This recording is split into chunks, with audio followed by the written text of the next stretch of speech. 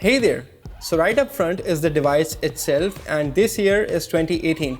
And after iPhone X's release, every Android phone is also following the trend of top-notch designs. Even though some of them are not top-notch, are you getting it?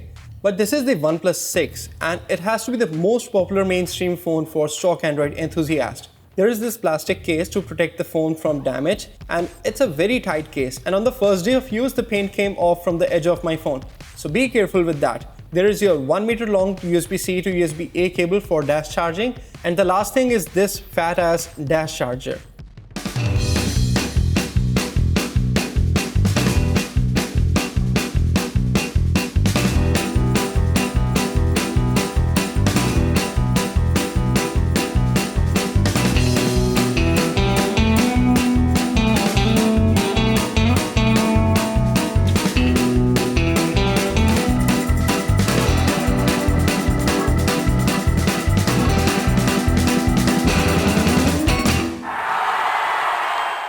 No earphones in the box. So this is the unboxing experience of OnePlus 6.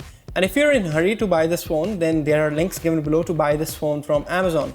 Check it out to know more about it. Not much has changed from the edges. It still feels like you're holding the OnePlus 5. And it's a good thing because OnePlus 5 and 5T are very comfortable to hold for longer sessions. This is the midnight black color, and there are two more colors, mirrored black and silk white. I have used mirrored black at a retail store.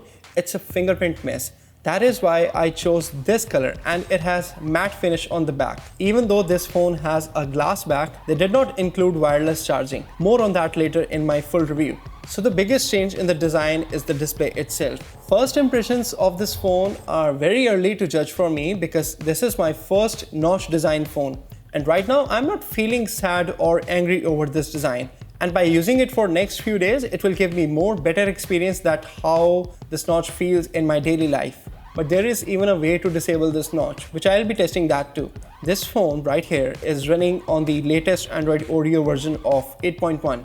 There is also a beta version ready to be installed of upcoming Android P, but I'll not be installing that right now as it has way too many bugs, and that will not help me in reviewing this phone. There are no weird color shifts for this AMOLED display like Pixel 2 XL or LG V30. On paper, it has few great specs which are absolutely amazing for this price. Snapdragon 845 processor, 6 or 8 gigs of RAM, Adreno 630 GPU, 6.3-inch display, and you can choose between 64, 128 and 256 gigs of storage. And there is a 3300 mAh battery. The only thing most important remaining is the camera.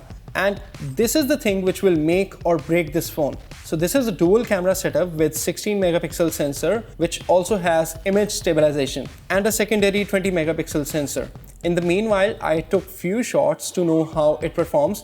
These are few quick and dirty daily use shots. Please forgive me for that. I know it's too early to say, but after analyzing few shots, this camera seems a step up from my 3T and OnePlus 5 I have used last year. Don't worry, I'll be doing a full in-depth testing of this sensor, and it will be in my full review very soon. So far, with this super short usage, this phone seems very promising to me, but I'll get to know more once few days get past, and there will be bunch of super cool videos and funny videos coming on this phone. And also I'll be uploading my full review at the end of this month. Stay tuned, stay subscribed, and hit that bell icon. Until then, take care of those pixels.